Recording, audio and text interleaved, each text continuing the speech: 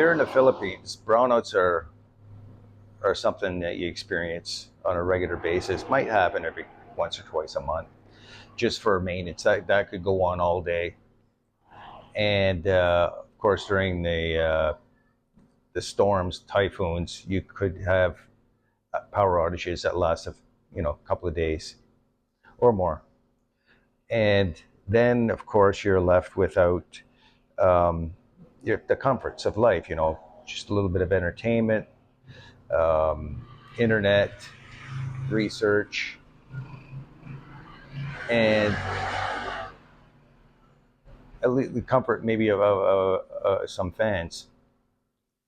So we look for a solution to that, and as you know, the solutions are basically get a generator or get solar. So generator wasn't something we were going to spend our money on. Solar we looked at, and we weren't going to spend a lot of money. Our power bill is very affordable as is. So we're not worried about getting a return on investment or replacing our grid, going totally off grid. It's just not cost effective. So we just looked for something, just a small system, just to get us through brownouts. And across the street, the house right in front of me, I noticed a couple of months ago that they have a couple of solar panels on the roof. So I asked my wife to go and talk to them. Turns out that the fellow there who did the work himself is actually a distant relative of hers, and he explained how he, just has a small system for him to meet his needs.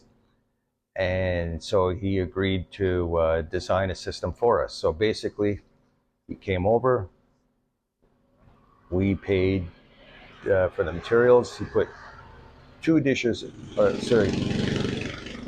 panels on the roof at 580 watts each.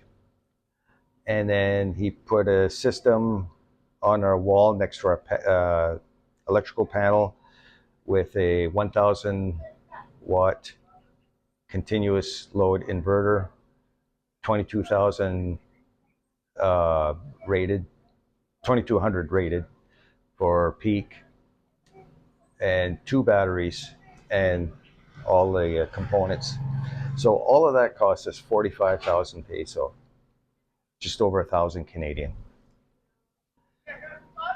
And what we use it for is what we call critical load. We've isolated the two breakers, one for all of our outlets in the house, so we can have television, fans, internet, constant, and then another breaker for the lights. And when we're running off the battery at any point, we just select strategically a few lights, not to put a big strain on the batteries.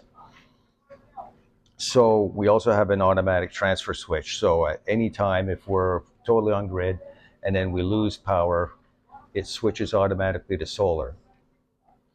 Right now, actually, we just leave it on solar when it's sunny out. And we're not even touching the batteries. So we save a few percent on our bill. But as I said, the bill is not a big deal for us. We're not going to see a significant return on investment. It's more for the convenience of having all of those comforts. And of course, we're not going to have AC and refrigerator and pumps during a brownout, but we can live without that. So that's the affordable solution that we came up with to deal with brownouts here in the Philippines. That's it for today.